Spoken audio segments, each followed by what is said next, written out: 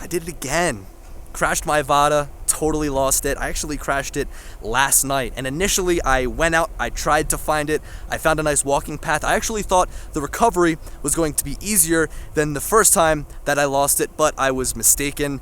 All I had was the DVR footage to go off of. The battery ejected again, so there's no power to the drone. I couldn't have tried turtle mode. I wasn't able to try and use Find My Drone, or I couldn't turn on the ESC beeping, so pretty much the drone is just sitting up there, totally powered off. Now again, that was last night, and initially I thought, hey, I've got enough sunlight, let me run up there, let me try and find it, but I lost light very quickly, and then I started to hear the coyotes howling, and I thought, you know what? I think I'm gonna make my way back now. So we're back here the next day. We've actually recruited some help. We've got the team from Pilot Institute with us. So we have a total of 6 people going out to try and find my Avata. Now the initial game plan is to look at the DVR footage, and if you look, you'll see that as I loop around and begin to lose signal, we're at the furthest road towards the end. So this one right here that I'm pointing a little arrow to. So we know that we can't go any further than that, and that gives us a good understanding of generally where the drone is at. So the DVR footage is the only thing that we have to go off of to try and find this drone, which is just less than ideal, I would say. So we basically split up into 3 different teams.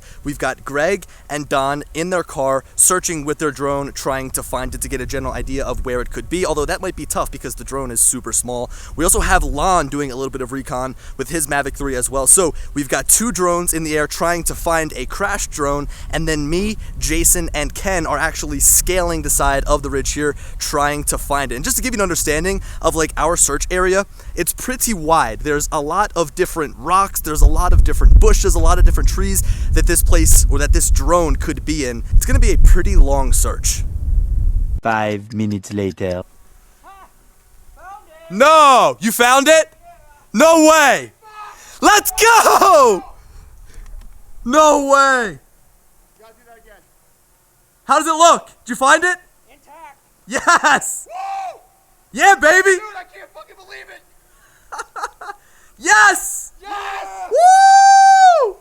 Shit! Yeah, baby! Alright, so I thought that was gonna take a lot longer than expected. 20 minutes, maybe, right? Hold on, did you try to power it on yet? Yeah, we still got luck. Okay, but plug it in, see if it boots up. The moment of truth right here. Yes! Oh my god. It works! Dude, out in the desert, 110 degrees. Jason's the man. Ken, I'm not allowed to fly anymore this trip, right? No, you're done. We're Okay. we're grounding you. I'm packing up the props, boys. That's the last flight for the whole entire trip. See ya.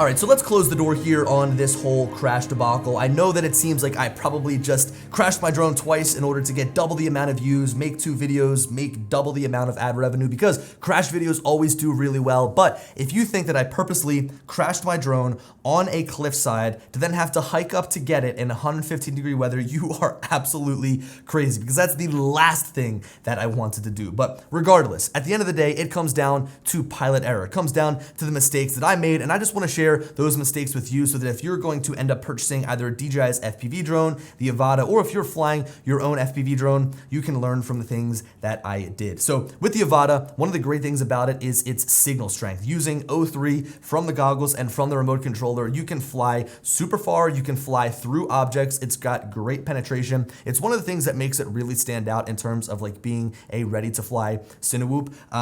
And I stupidly flew behind a cliffside twice and lost signal. Now, up until this point, I knew that the rocks weren't going to be able to be flown behind because the penetration couldn't cut through that thick rock. And there was a couple of times where I got very close, but it almost got to the point where I became like feeling like I was invulnerable, right? Like, hey, you know, this drone is so smart, it's so good, it's never going to crash, but it did, and it did twice. So really, at the end of the day, I shouldn't have been putting it in the positions that I did. I shouldn't have been trying to fly behind these rocks, trying to get those cool shots. I should have put it into a place where I knew that it would succeed. So that is the first thing. But there are 2 things about the drone I do want to bring up that you definitely need to be aware of. So I'm looking here currently at a screen recording from the goggles, and it says battery level low, throttle output reduced. And that is one thing that you need to look out for, because this can come up at any time. I mean, right now I've got 31% at what I'm looking here on my screen, but there was times where I had like 60% remaining on my battery and that warning came up. So that's one thing that you really need to look out for. Now, this is put into place on the Avata to mitigate any unnecessary battery drain on your drone as you're flying around. I mean, if you were pushing this drone full throttle, you can drain the battery very fast. I mean, it can go from like 75 to 74 to 73. I mean, that's how fast the battery can drain. And when the drone starts to notice that it is draining very fast, it'll limit your output throttle so that you don't drain the battery unnecessarily. And that's great, right? Because it does preserve some battery life kind of at the expense of power, but where it comes into effect and can kind of screw you is if you're in a situation where you start to lose signal and you need to punch out very fast and you don't have that snappy throttle right there at your fingertips because the power is being limited. So that's a very common maneuver with FPV pilots. When they begin to lose signal, or if they get into kind of like an issue, they'll just punch up and out, go really high into the sky, regain that signal, and because these drones are so powerful, they're able to punch up super fast, and the Avata could do that, but if it is draining its power really quickly and it puts this warning into place, it might end up screwing you in the long run to the point where you can't punch out fast enough. Another thing to note is that your signal can totally cut out at the drop of a hat. I mean, as I was coming around and flying around this ridge side, I went from 50 megabits per second all the way down to 0 megabits per second in the matter of like a single second. So sometimes that loss of signal can be gradual as you fly, say, a little bit further away, but if you go behind an object that the signal can't penetrate, it can be instantaneous. So that's just something to note, and also know that the video feed in your goggles will be lost before the control on your remote. So if you say begin to lose a little bit of signal through your goggles, don't think that you can't make any commands through the remote controller. You always are going to have that signal separate from the controller and the goggles. So as you're flying around, if you end up losing signal on the goggles, you can just press the pause button or flip into sport mode and return to home using your controller totally fine, because again, that video feed cuts out before the feed from the remote controller. But let me tell you, the Avata took a lot of hits this weekend in Las Vegas. It slammed down into the ground that last time into a rock, and it was totally fine. It flies just like it was taken right out of the box. So this drone is definitely a lot more durable, and that's nice to see with how much I've been crashing it. Anyway, guys, thank you for watching this video. Hopefully you could at least take a little bit from the end of this video, and kind of that finding the drone was a little bit interesting, and I'm really glad that the guys from Pilot Institute were able to help me, because I think that if Jason wasn't there, we probably wouldn't have found it. So shout out to Jason. Anyway, thank you for watching, and as always, I'll catch you in the next one. Peace.